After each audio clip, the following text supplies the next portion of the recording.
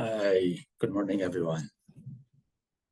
This is Friday, May 31st, and we are going to continue with our Civil 459 course. And yeah, I'm seeing quite a few start to the course. Maybe the rest will be joining us in the next few minutes. Okay, camera is on and audio is on, so we are good. Looking at the course schedule, yeah, so we are about 31st May, as I said, and we were supposed to be into module 3. However, we are finishing module number 2 now. A little bit behind, we have been a little bit slow, or appear to be slow, but we will catch up. We have fewer teams than expected, so even if everything pushes on for like one session, we will be able to finish module 10 by the end of the term. We are in good shape in that sense. And the draft work plan, I see that the draft work plan is submitted. I will be double checking them through the weekend. I try to give it back to you guys by about Monday with some minor editing that you guys can easily finish and submit by Friday. Next Tuesday, there's no class. And on Friday, I will be on UVic campus and we will have the class in person with shaking table test and followed by some course, following up with our course, with the backlog of our course. Okay, so that's about the status that we are at. Doing well, generally we are doing well, and we are progressing well. No major concern. Now, let's move to what we were like, where we left off last week.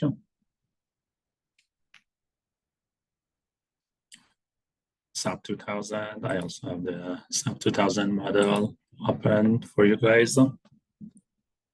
And yeah, we can continue from where we left off. Again, close to 25. 25 is a good number. Okay, right now, 25 is the number for me. Let's see if I can go full screen. Okay. We are at session 2.3 and we want to go through earthquake analysis in SAP 2000. I think I forwarded the email that Tristan sent to me and I forwarded to you, and they are telling us that there are a few machines with the latest revision of SAP 2000 in your computer lab. Therefore, there is no excuse for not learning this software. I expect all of you guys to learn the basics of the software as far as we are using it for frame analysis, for earthquake frame analysis.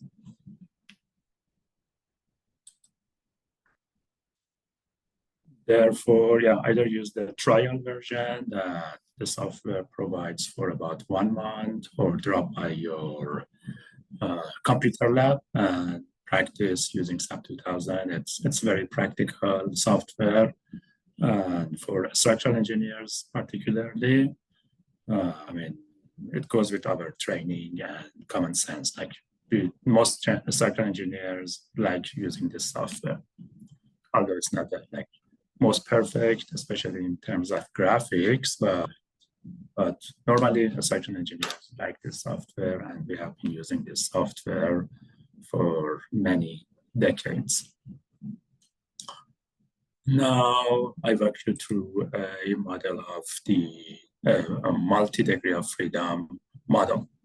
Good reminder that you guys can ask questions, anything about the ongoing work, previous sessions, next week on campus, check table, whatever. Yeah, just you can type in or open your mic.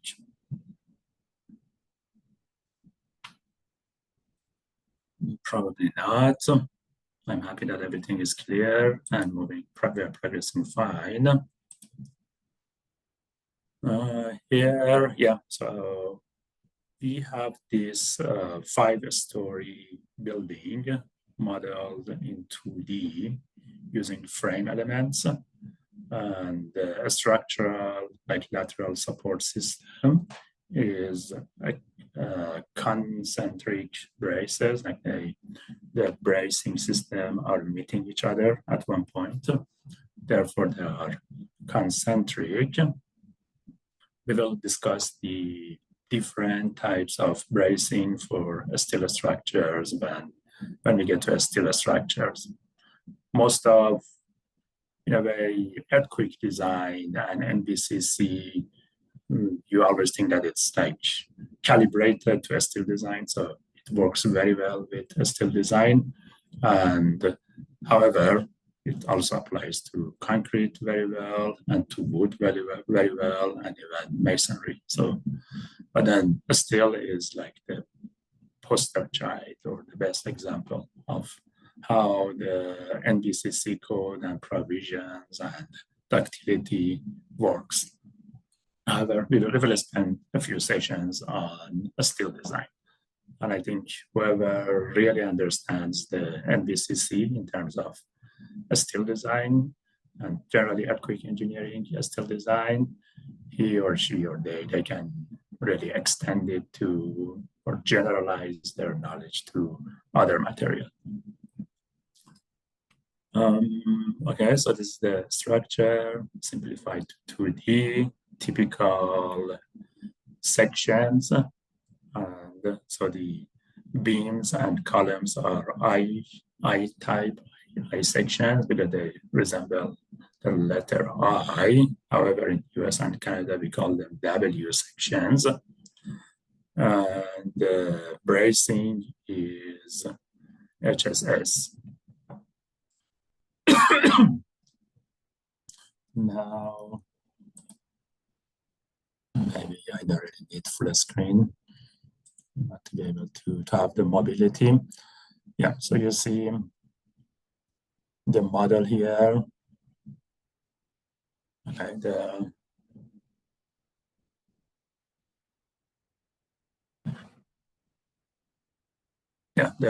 graphics is not the best, but as I said, this is what us as structural engineers like. So we are not too much into graphics. As I said, the columns are W sections. One way that I normally check the work prepared by others is that I right-click on a member or on a node, and it gives me good information, a lot of like everything about that member. I really like it in SAP2000. Some more advanced software, they are not as easy to check. Here I'm checking, and the column is W310 X179. So you can find it in your manual of steel construction, see its properties. And if I double click on it, so maybe right now it's locked, let's unlock it so that we can check the material properties, section properties. No, it didn't work, so we can go to define section properties, frame sections, and see the frame sections that are used here. W310 times 79, like this one. You say modify, show properties. You can see the properties here. It was basically selected from a database, so you can import a lot of section properties from different databases, US, Canada, international databases. That's one benefit of SAP2000. These pre-calculated section properties, the width and thicknesses, are already calculated and will be imported into the program. So you don't really need to calculate these parameters. So they are in there. And similarly for the bracing, if we can go to HSS 127 times 13, define section properties, HSS, say this one, 127, modify show. Yeah, so the HSS is here. Similarly, the depths and thicknesses, flange thickness, and web thickness, everything is in there. And even more section properties, you can click here and you can see the area, the moment of inertia, shear area, all the parameters are computed for you. However, you can set modifiers if you have good reason to increase or reduce of the properties because of some adjustments that you have made or because of the analysis requirements. You can define multipliers. So that's also a good tool. And yeah, you can import new properties, as I said, or define new properties. All these properties are included in this model. Now, yeah, this is the analysis model. And then we can double check the masses, typical masses in the system, and the degrees of freedom that are really active in the model. As you see, we have restrained the deflection in direction number 2, which is Y. You see X and Z are the main directions of this model, and Y is really out of plane. We are interested in plane studies, so we just restrained any out of plane movement, which is U2, displacement out of plane, and the rotation around the X. Rotation around the X means that it will drop out of plane, and rotation around Z means also rotates into out of plane. We are not interested in anything out of plane in this study or example. And yeah, so basically in this way you reduce the degrees of freedom as well, and your analysis will run faster. Anything other thing interesting or important? So these are the assignments, load on the system, as is shown here. So there is a joint force for equivalent lateral force. Equivalent lateral force, a study that we will keep on discussing. Equivalent lateral force method, very, very popular method for us structural engineers in earthquake. So for this load pattern, we have applied a force in X direction. In fact, the plot on the right side is showing all the equivalent lateral forces defined on this system. Some specifications on the model itself. Now go ahead with presentations. Yeah, so that's what I showed you on the model itself. So you will see the restraints, some restraints defined to, number one, reduce degrees of freedom, but even more importantly, to make it more correct, because we don't want this structure to fall off in the directions that we are not designing for.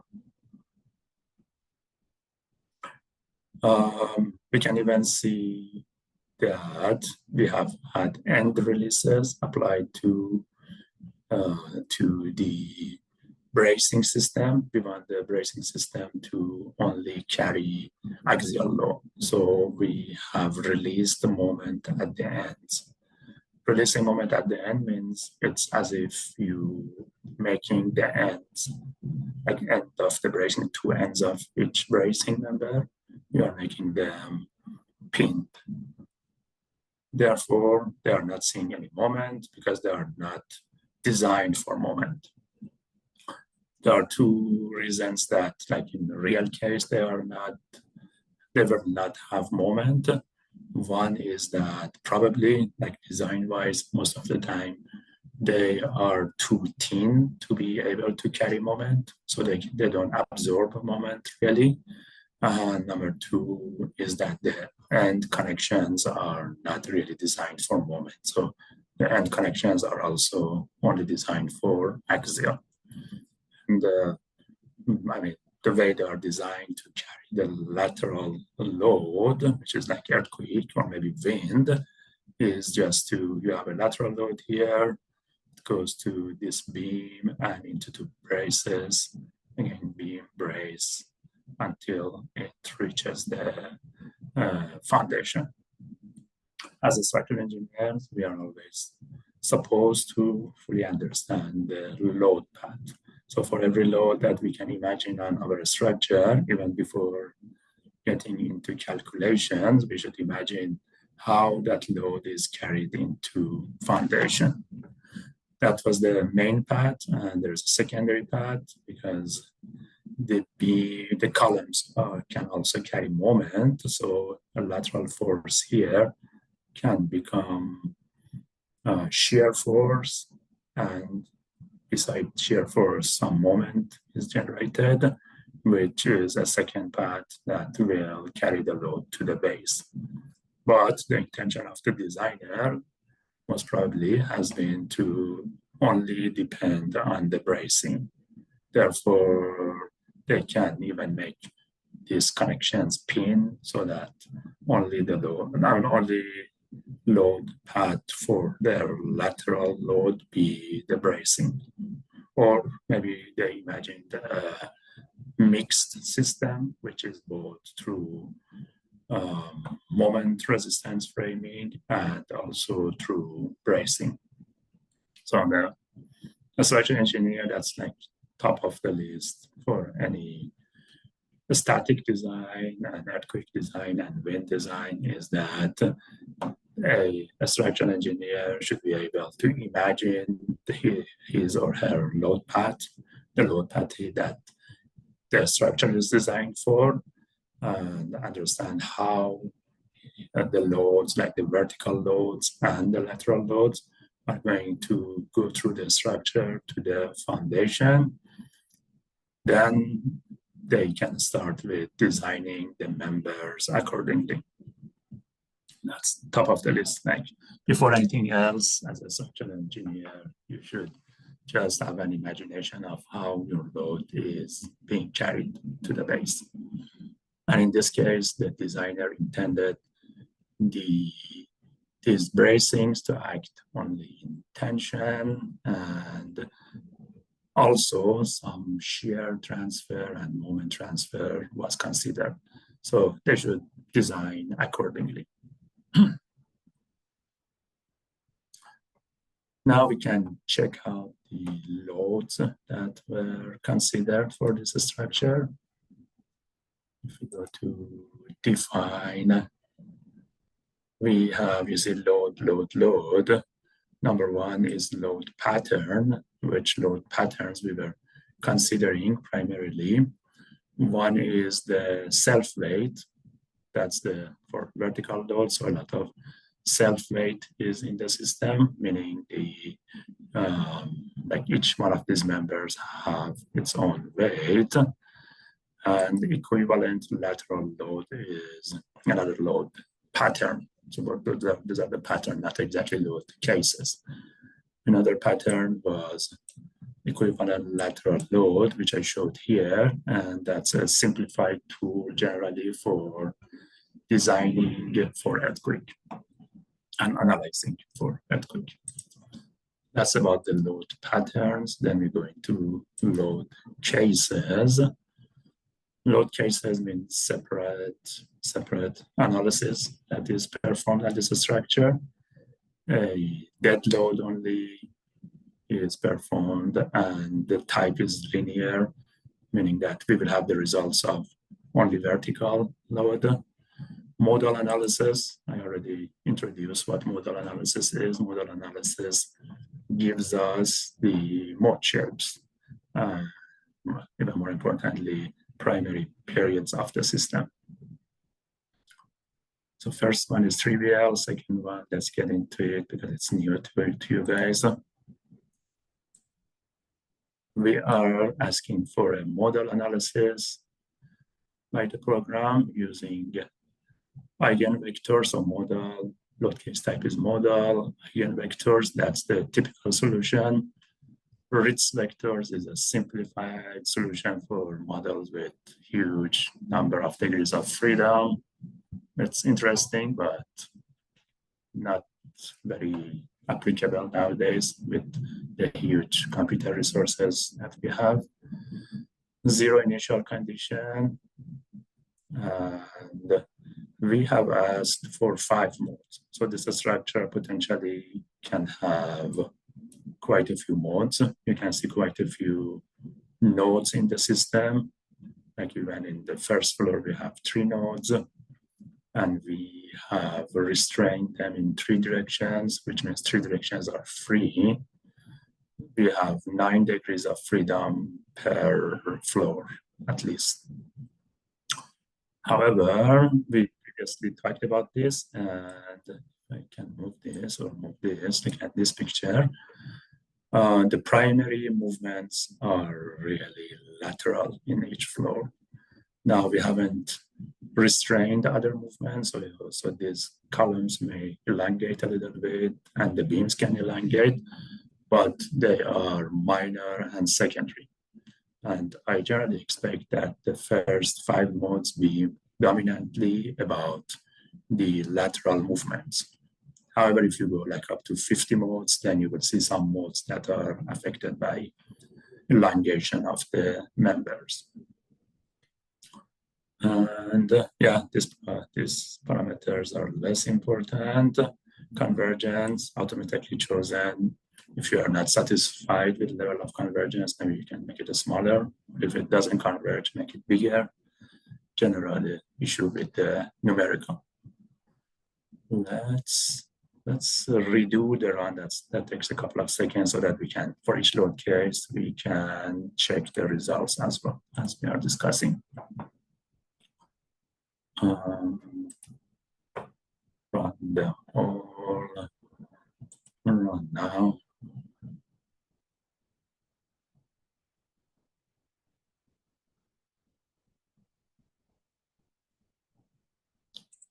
Done. So this one is showing the dead load, which we are not really interested. Deformation for model that we are now discussing. Mode number 1. Apply. Yeah, so the mode number 1, you see that the structure, that's the primary mode of vibration of this 5-story building. Like everything is basically moving right and left. As I said, the displacement doesn't have really a unit, so it only shows how the structure deforms during an earthquake. You can even animate it. Yeah, you see, animation for like model has real meaning. So it means that if there is free vibration and no damping, the structure will really vibrate like this forever if there is no damping in the system. In a free vibration, which primarily affects the first mode. Now, if you go to the second mode is more like this. So like the middle of the structure goes to left and top goes to right or reverse. Again, we can have animation to see how free vibration looks like in the second mode. Moving to third mode, even more bending. Fourth mode, and fifth mode. So it's more about really increasing the level of bending. And generally, like in the primary mode of the movement of the system, it's all about lateral movement. You can barely see any rotation. Although, you can double check because maybe I'm misremembering. No, we didn't really restrain rotation around Y. So it was free to rotate around Y in R2 direction, but like it's not really primary mode of vibration of the system. So in the first 5 important modes of vibration, it's free to rotate, but it didn't really rotate. It was more about lateral deflections. We didn't pay attention to the periods. Therefore, let's apply first mode one more time on this window. Yeah. That's first mode again. Period is given to you. T is equal to 0.6 seconds. And frequency, which is, as we said, it's like a reverse of period, is 1.6 hertz. Those are important parameters to know about any structure and system that you work on. I keep on insisting, like some people, I think I showed you an example last week. We work on major dams in BC and US, and we run like real earthquake simulations on them to see their response. And some good engineers, they advance a lot and they really start a serious analysis. And then I ask them, oh, by the way, what was the period of your structure? And they say, oh, no, that was not part of the scope. But I say, no, you should always know the period of your structure. It's like the most important dynamic property. Like if you want to do anything earthquake dynamic, number one question in your mind should be, what is the primary period of my structure? For this structure is 0.6. And there are a lot of simplified solutions that we will encounter that are based on the primary period. Even the codes, both NBCC and ASC7, give us simplified ways of, like by table or by simple equation, simplified ways of estimating the period of such a structure without even starting an analysis. Based on height, I think it's mostly based on the height and the lateral force resisting system. Those two information, if you have them, then in NBCC and AST7, you will have simplified solution, but never be negligent when you want to do something earthquake, never be negligent about the primary mode of vibration and period. Now, so another issue that I should show you or establish here before going further. So that was mode 1, and mode 2 has a smaller period and a larger frequency. That's always the way we order the modes, by reducing period and increasing frequencies. Another important issue, let me see if I can recollect how to pull that out, is I go to display table and the for load case, which is model. I want to get the model mass. So let me see if I can still remember the model information.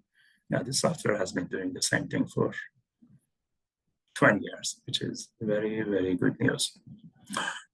So modal information, there are more modal information here that you can pull out, and you can put them in a table.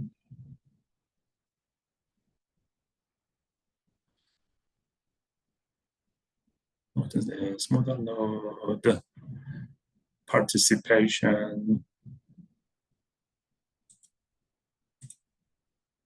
Right, so this is based on mode number one. I don't know what was it that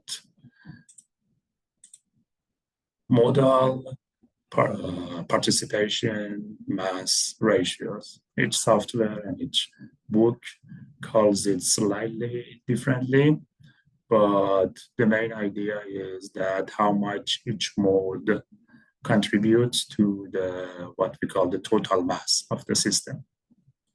So you can imagine that the total mass is like calibrated to 1, and you want to see how much each mode is contributing to that total value. I know it doesn't show the total value, but anyways, as we said, movement in extraction was the most important factor that I'm looking at. Yeah, extraction. And mode 1 is contributing a whopping 76%. So it means that mode 1 is by far the most important. Mode 2 is 16%. Oh, actually, we have the summation here. Yeah, that's what I was looking for. So for summation in extraction, summation of mode 1 plus mode 2 is 93%. And normally, what we say, like this has been used, this idea in earthquake engineering and analysis for many years, that the important modes contribute up to 90%. Therefore, like there were quite a few modes in the system, we previously said that we only output 5 of them. But when I look at this table, I realize that only 2 were super important.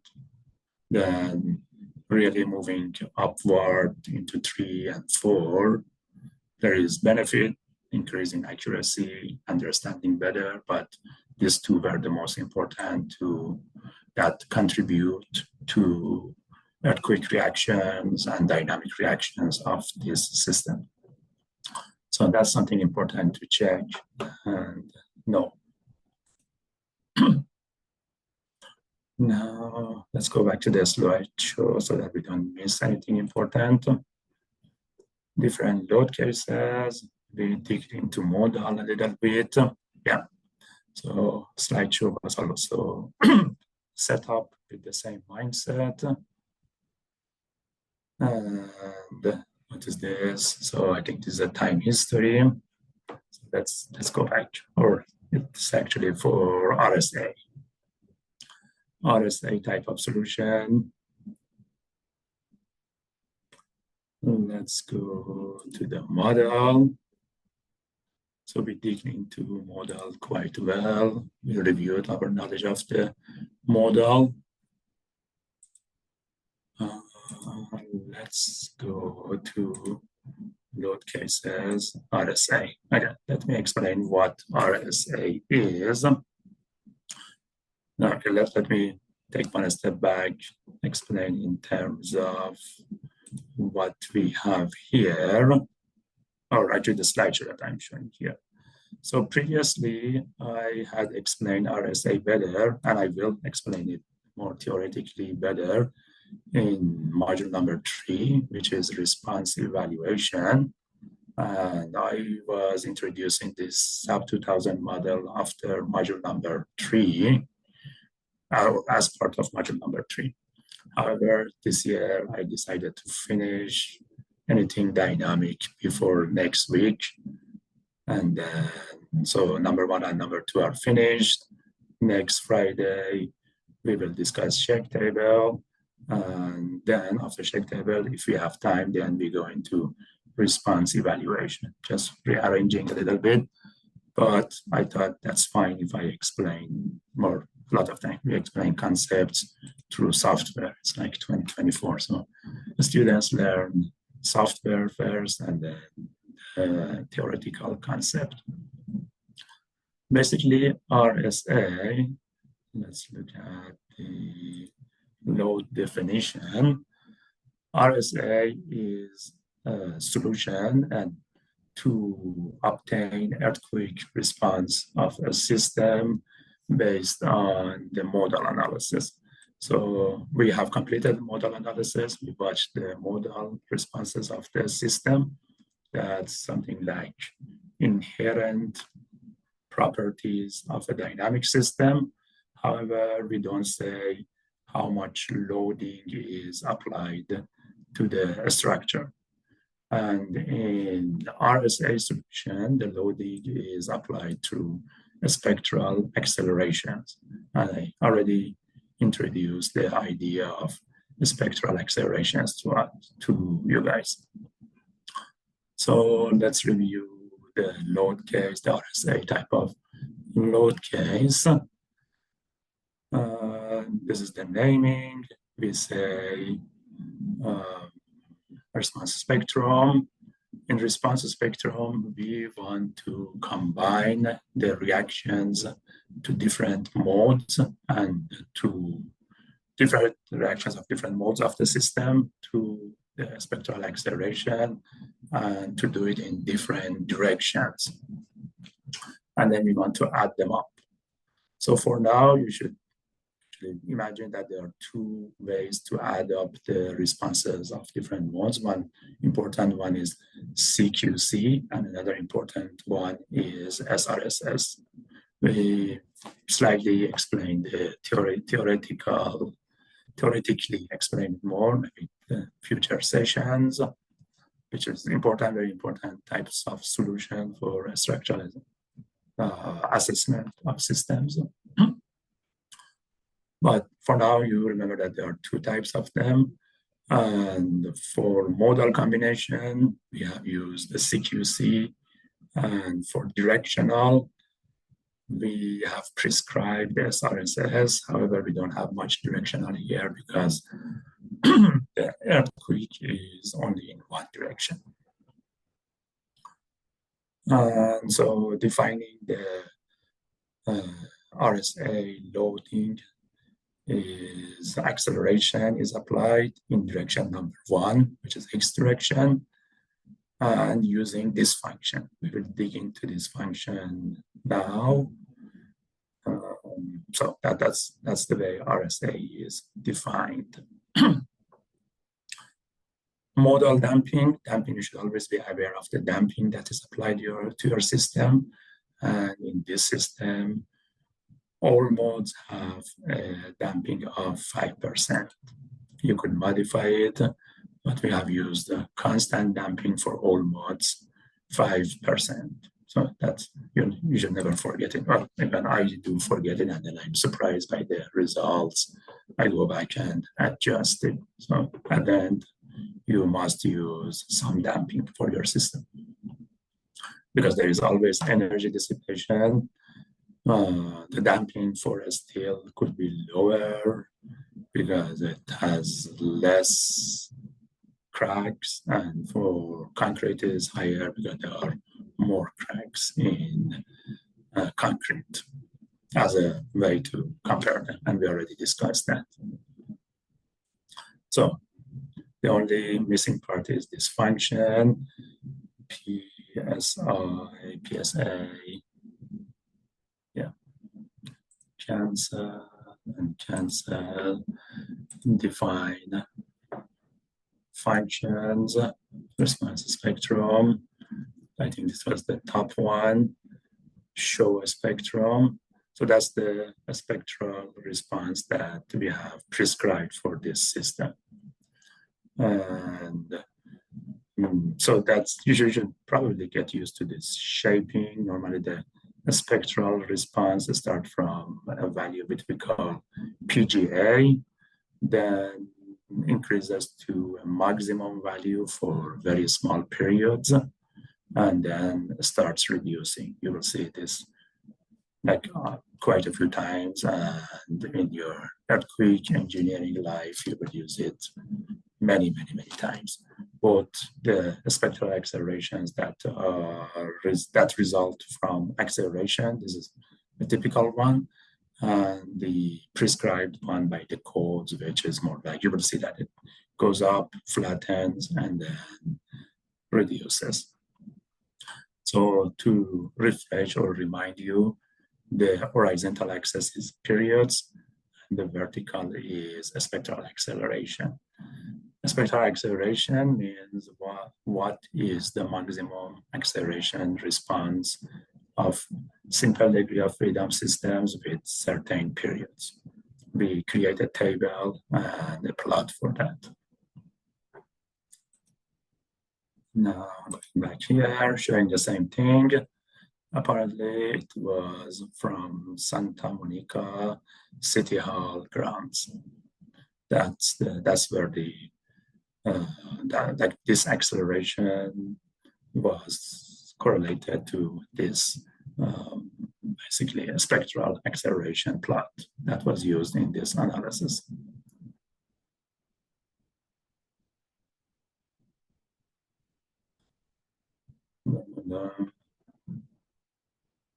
Nothing new here.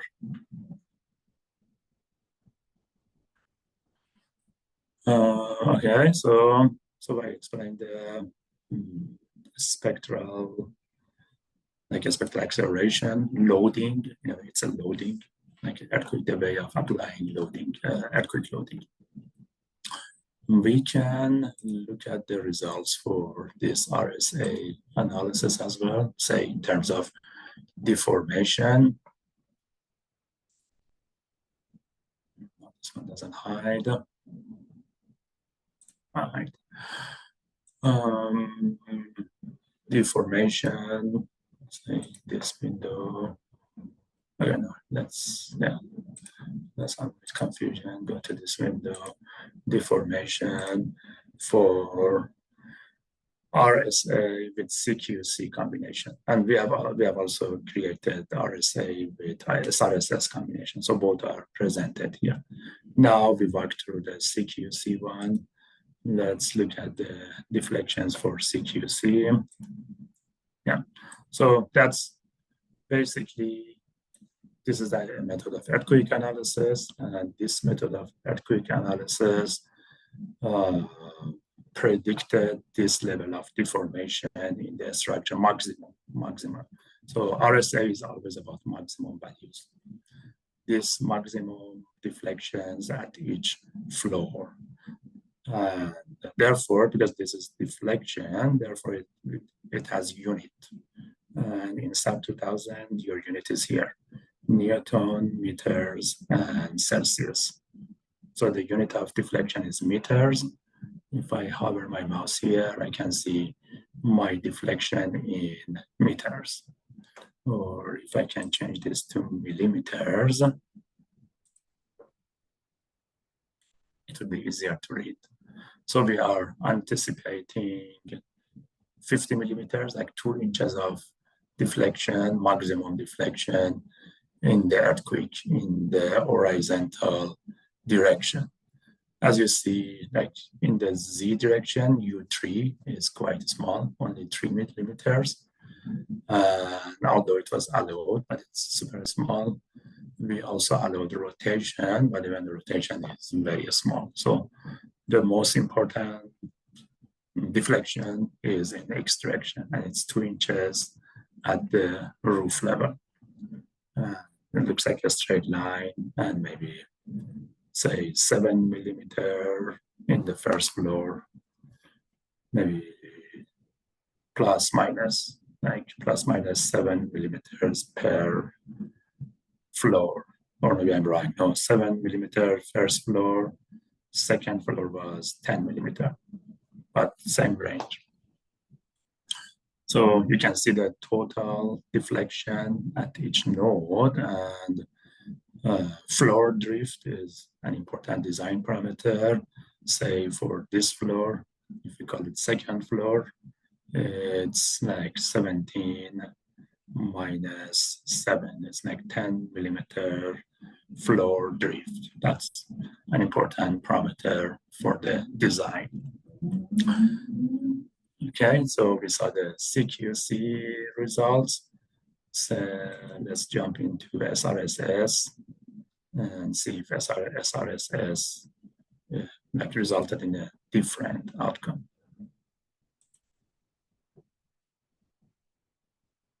Again, 7 plus, again, 17 plus, and 15. So almost identical. Not identical, but like very small difference. So basically, for now, you just remember that CQC and SRSS are two methods of combining the response of different modes in order to get the response of the structure.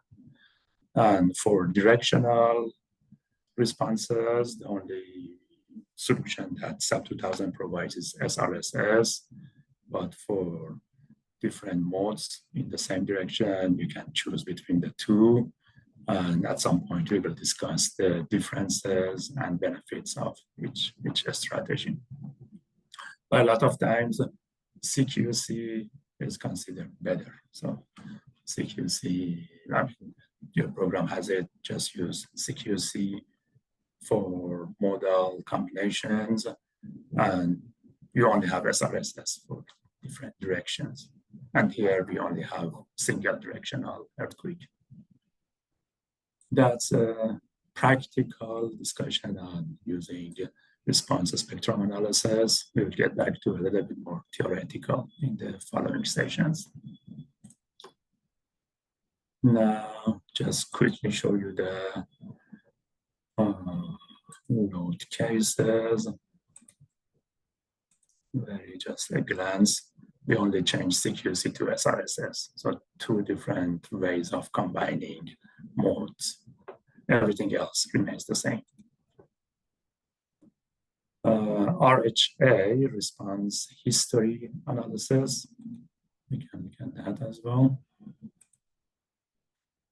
So, I prefer the terminology response history analysis. It goes in parallel with response spectrum analysis, where you combine the maximums and you talk about maximums and spectral values and maximum values. Response history analysis, you talk about history of response.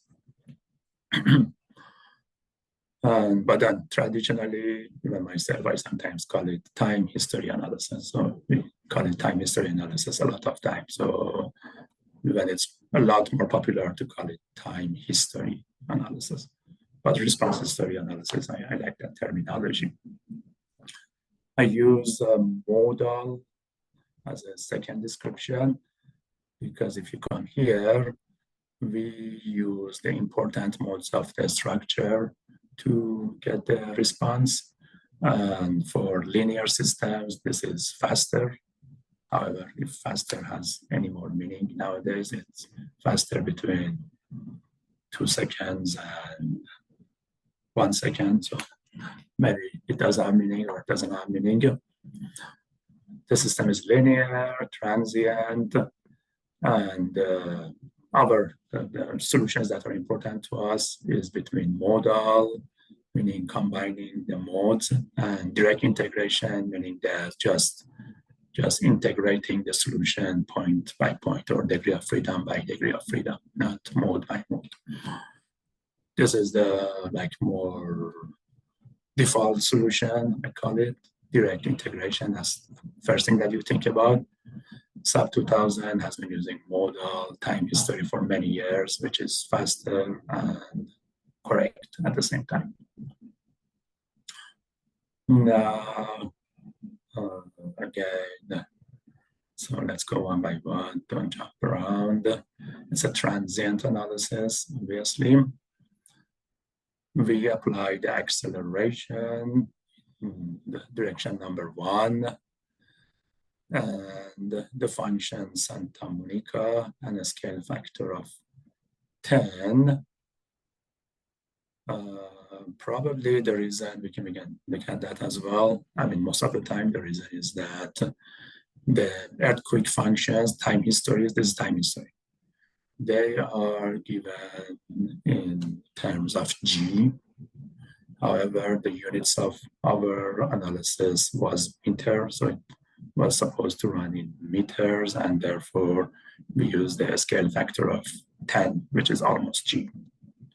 However, when we look at this file one more time, if we open it, we will find out if this, what I remember, is correct. But anyway, so in order to use it in a metric system, we had to use a multiplier of 10. And how many time step, output time steps, similar to 1D, we had that discussions that SAP defines it like that, create output at every 0.01 second and create 60,000 output, meaning that go for 60 seconds of analysis. Damping is important. Again, one more time. And yeah, Rayleigh damping was used. Basically, these are the parameters: mass proportional coefficient and stiffness proportional coefficient. The program has calculated those. However, the creator should tell what are the important periods. The important periods were deemed to be 0.55, close to 0.6 that we saw, and 0.21. And at both these periods, the damping, suggested damping was 5%. And then the program has gone through those equations that I have shown to you, very simple equations though, and it has calculated these two parameters. But however, make sure that your system has damping. So we went through this, we didn't see this function yet. Let's go and inspect the function.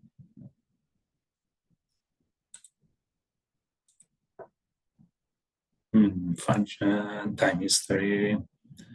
I think that was the one, Santa Monica, show function. Unfortunately, the program doesn't show numbers here, but that's a time history. We know that if you hover on it, you can see some numbers beneath. So it goes up to about 60 seconds and the values are shown. That's the best this program can do, but I like the program anyways. All the functions are saved under time history functions.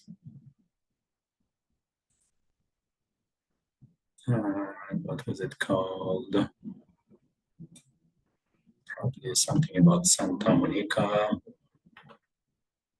Yeah, maybe Santa Monica direction number 1. And if I go to this directory,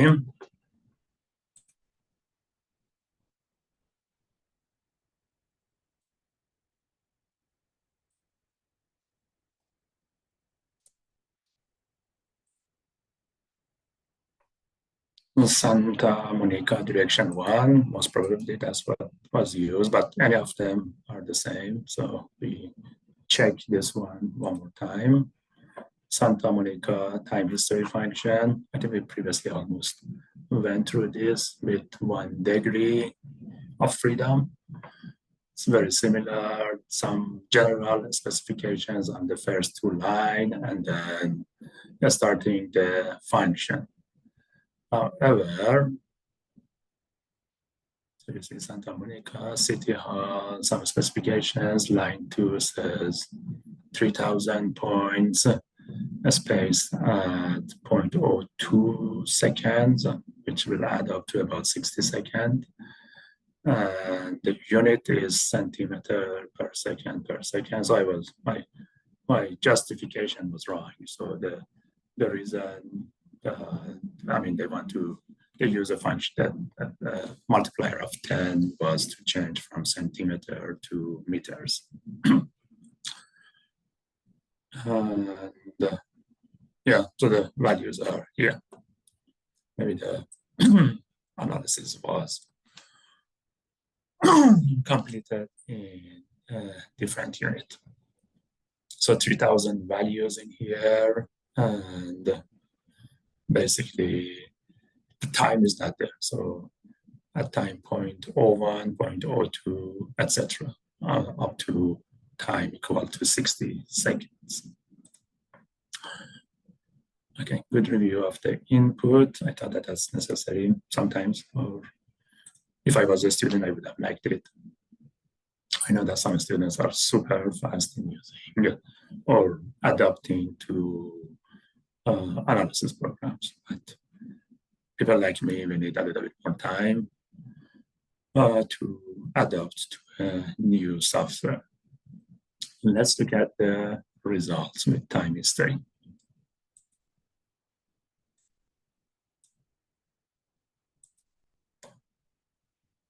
Again, we can compare RHA model and RHA direct integration. They are very much the same. And say we choose one of the two, RHA model. So we can see the envelope maximum or minimum among all times, or we can see the outcome at a specified time. Say start with the envelope. So you see the maximum, the envelope of maximum deflection that happened, like this is more exact. We can call it more exact compared with the response spectrum analysis. So I'm telling that response history analysis is more exact than the response spectrum. But then comparing the two types of response spectrum and two types of response history, then I said they should be very, very similar, which where we showed it for response spectrum.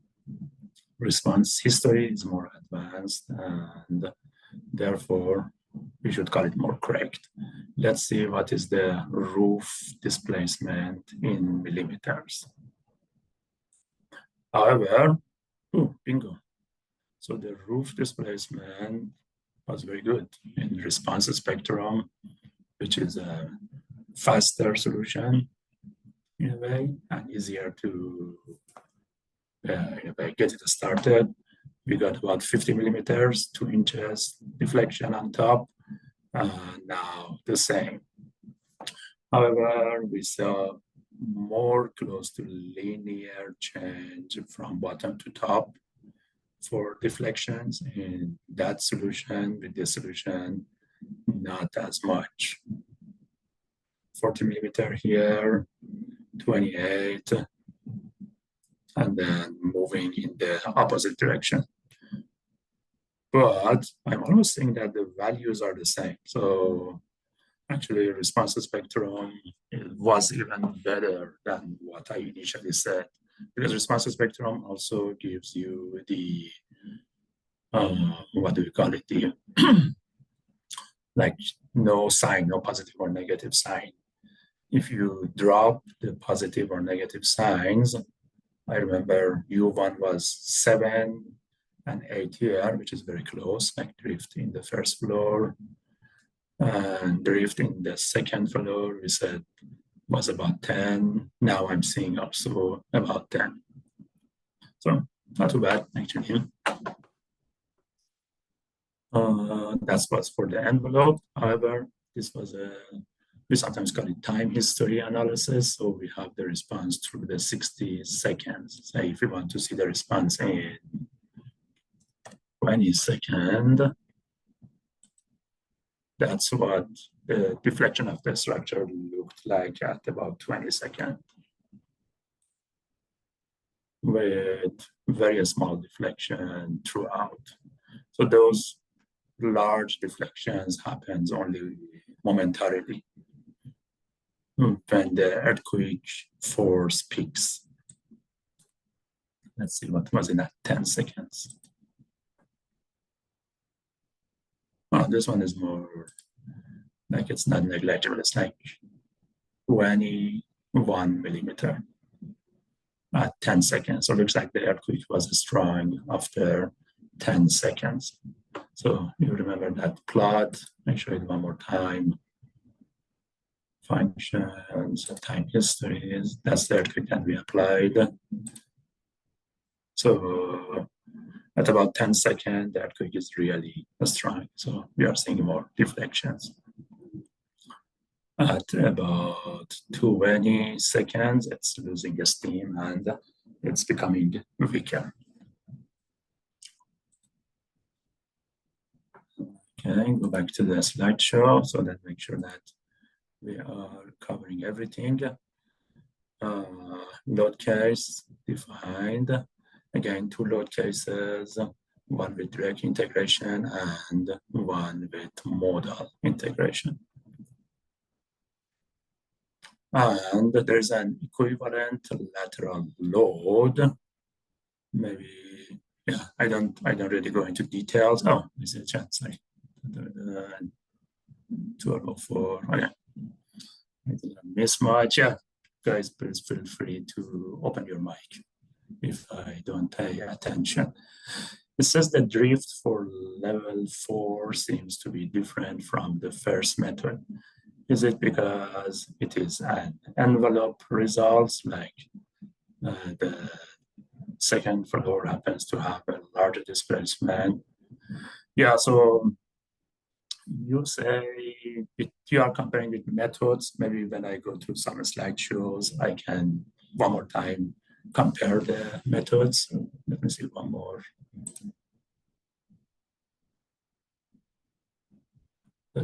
Who can see your message? Okay.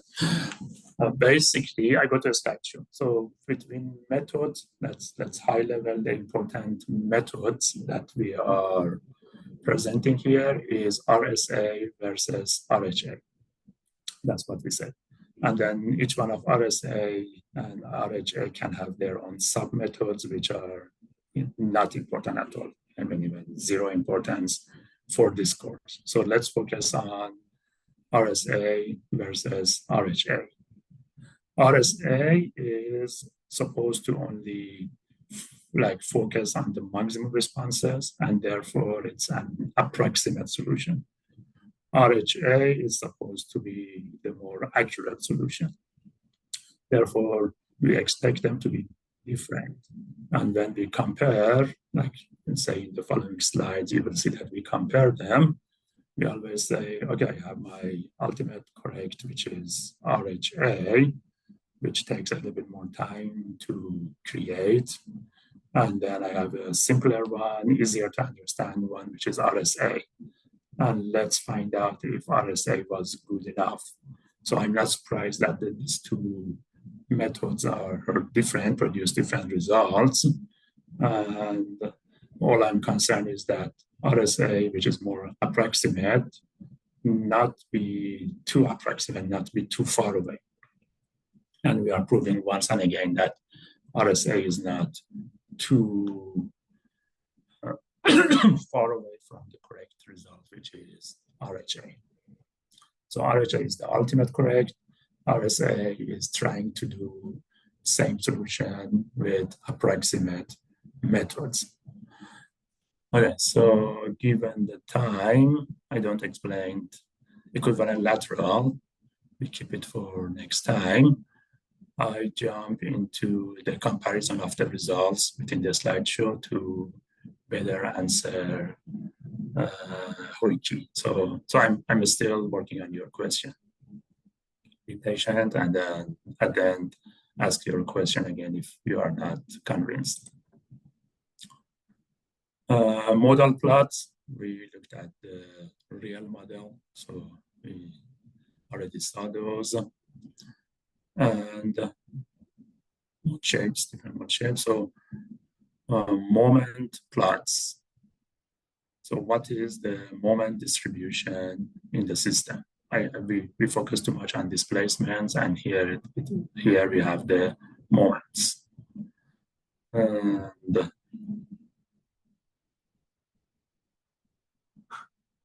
yeah, so this is RSA CQC result, which is a good approximate solution. This is RSA, SRSS. We don't really expect to see much difference between the two, so we could even live without, just use one of them. Here is RHA, which is, as I said, snake. At this point, we consider it the ultimate correct solution. RHA modal and RHA direct integration. Again, small difference between the two.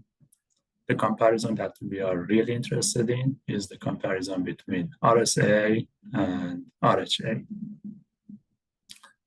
And so RHA is the ultimate correct. RSA is faster, quicker, easier to establish. Even obtaining a spectral acceleration plot is less expensive than obtaining the time history plots. And we should be convinced that here, this member, if I'm reading correctly, the shear forces is at 11.5 and the moment is 51.9. That's RSA. The more correct one is giving to you 16. So the shear was off, if I'm reading correctly, 15 maybe. But the moment is the most important design parameter for a lot of structural members. 52 versus 51. So the approximate solution was actually good enough. Like if you design using the approximate solution, which is RSA, you are still designing well.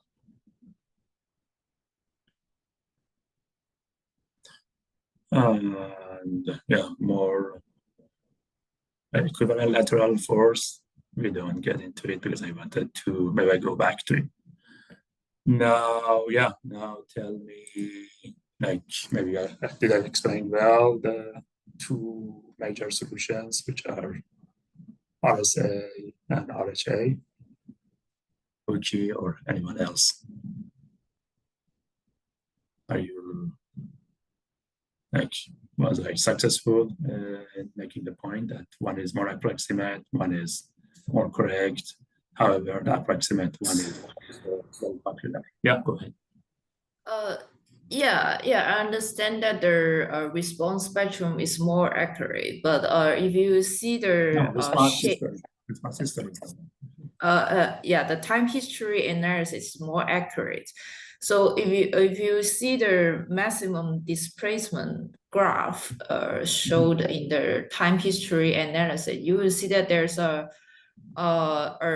turning point at the, wow, I don't remember second floor or third floor, but when you do the RSA response spectrum analysis, because you apply an equivalent, so the drift at third floor will seems to be more significant than the RSA analysis. So exactly. Is it?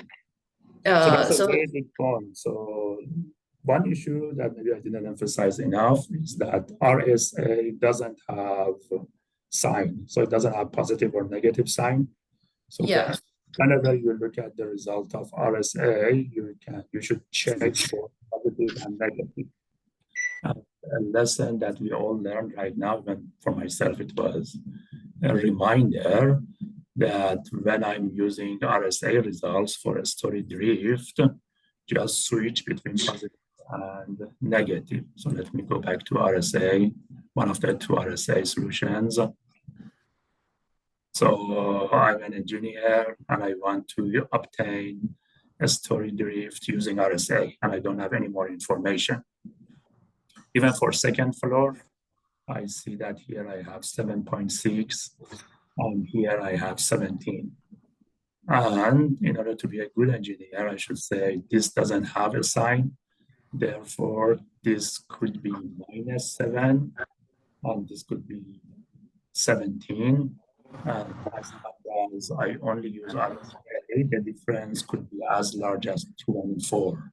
So a good engineer, after experienced engineer, after completing RSA, they would say maybe the drift is 24. That was actually something very good point that came up from the question, because RSA doesn't have a sign, so you should test the result of RSA, both with positive sign and negative sign, and just choose the force condition. Yeah, but will so that be? yeah, Oh, sorry. Yeah. Sorry, will that be too conservative? Because it might not happen at the same time, right? Yeah, that's what famously RSA is conservative. Therefore, but then you don't have any other choice because like RSA doesn't give you any more information. It only tells you that this is 17, maybe positive, maybe negative. This is 28, maybe positive, maybe negative. And then experienced engineer says, okay, I should find the force difference because I don't have any more information. That's all I have. However, time history gives you more detailed information. Then that's why, like a lot of times, we really like to use time history for refining and getting better response, estimate of the response. Say you want to design this, and you say for third floor, my estimate is 28 and minus negative 17, which is 45. And you say, okay, that's the best I can do. And maybe 45 is too much deflection. There is a structure nearby that my structure, this structure will hit the second structure, or the structure will go beyond the boundary limits of the property. Now, what should I do? Maybe I should accept a more expensive analysis and go time history and make sure that my drift calculation was correct, or get a better calculation of the drift. Yeah, so that's the best you can do with RSA in a way. Thank you. All right, okay, yeah. Yeah, so I had try to compare results of equivalent lateral force method as well, which is NBCC, preferred way by NBCC. And it's also comparable, more approximate than the two, but still comparable and useful for the design.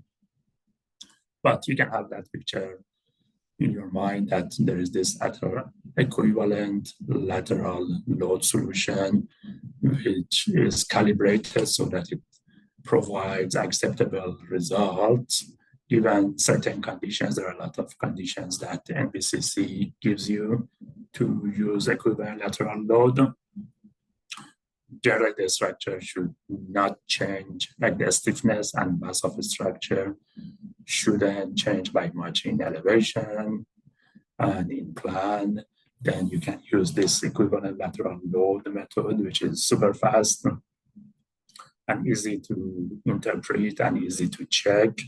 Sometimes fastness is not everything. Like time history also finished in 1 second, but understanding it and approving it, and say when a senior engineer wants to check your work, they will have a lot harder time understanding and making sure it's correct when you do time history.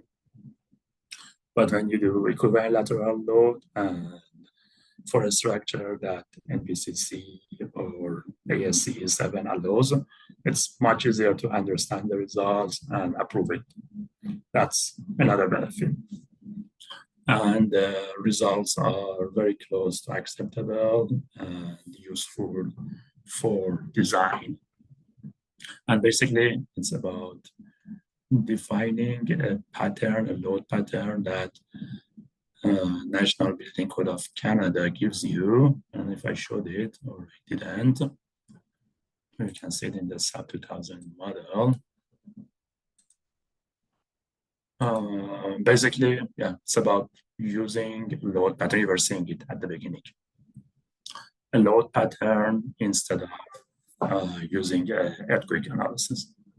And yeah, so we have shown in this analysis, you can double check yourself that the moments are comparable in this solution.